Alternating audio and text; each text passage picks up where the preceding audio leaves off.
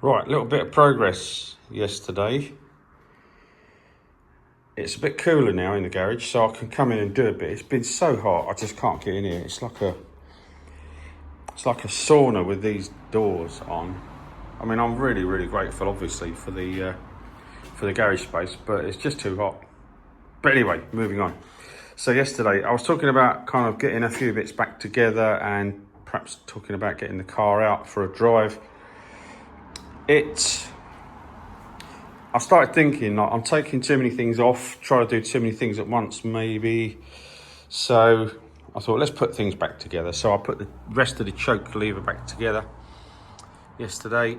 I've got to wire the fan switch in, but I can do that without taking the rev counter out. I put the rev counter back in, tried and tested, because I fixed that now, that all works. So interior wise, I've got to put the cantrail back on, which is in the back of the car. But apart from that, you know, it's pretty much inside. I can drive the car now. I noticed yesterday, I knew before, but these have been put on wrong. They're not been tucked underneath the rubber. So I'm going to have to maybe just tape that down just to give it its kind of maiden test drive, as it were. So what did I do at the front? I put the surround back on. What a job that is. I'd forgotten just how bad that job is to do. It's just terrible. It took hours to do. But anyway, I got it right. I got all of the rubbers tucked in. That's aligned at the top there, the nick. Everything feels and looks correct now. And the reason I took this off is that the screws were the incorrect screws. Yeah, I know it's sad, isn't it? But anyway, I got the right screws. I tapped out the captive nuts because someone had tried to put self-tappers in them. And that's all done now. The only thing that annoys me about this, that I'm not over the moon about, is I've got to do the other side, of course. But I'm going to leave that for another day. So I wanted to drive the car, but the front bumpers, the previous owner had played around with the bumpers, trying to align them. I think it had the famous droop, bumper droop. And the guy had packed it out with all of this stuff. It's like exhaust hanger stuff, it's rubber. And it just looked horrible. And they were all loose. So I just thought, right, let's go back to square one. Let's take the bumpers off, which is not that bad. On the 4.2, there's a hole, as some of you may be aware, there's a hole in here, which you can't really see properly. But you can get your arm into the hole, and there's one in this side as well. And you can get to the bolt that comes through here, or the nut for the stud. Taking out the side lamp assemblies, you can get side and repeater lamp assemblies. Of course, you can get to this one through here. So I just thought, let's take the bumpers off. Let's start from scratch. Got them both off. They're in pretty good order, actually.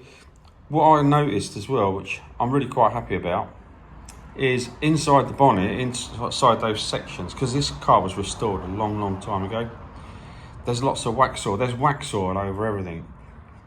And one of my concerns was that when this car was restored back in the 80s, did someone put wax oil in all the boxes? And I think, in all honesty, I probably could have worked out that they did, because the car's in such good condition for an early restoration. But that has made me feel a bit happier, because I think that whoever's done this back in the 80s, yes, they have used wax oil in the boxes. But anyway, yeah. So the bonnet was new when it was restored. The bonnet's still in really good order, surprisingly, or not surprisingly, I don't know. The wires for the indicator lights were tied together, you know. Just if you can't find a connector in those days, I suppose, just bare the wires, wrap them together and put a bit of tape around, that'll do, wouldn't it? So, you know, I've got an opportunity now to put that right, which I'm going to do, of course. I need a couple of lenses. or one lens. The lamp units are all good. They'll clean up. The bumpers, I've cleaned one bumper up. There's the other one. I'm just about to take that over and give it a good clean up. The other one's come up like a new pin. Yeah, the chrome work again is really quite good. Chrome work back in the 80s, I think, was probably slightly better than it is today. I don't know. Maybe everyone's got a different opinion on that, maybe. But so yeah, I took a picture of it yesterday with the garage door open just to see what it looks like without the bumpers on. I really quite like the look of them without the bumpers on. I just think that they've got a look about them. Yeah, I like it. But anyway, the bumpers will go back on. So that's kind of where we are now. I could drive the car now because the bumpers were loose at the front. The back ones, they need fettling, but they're not loose.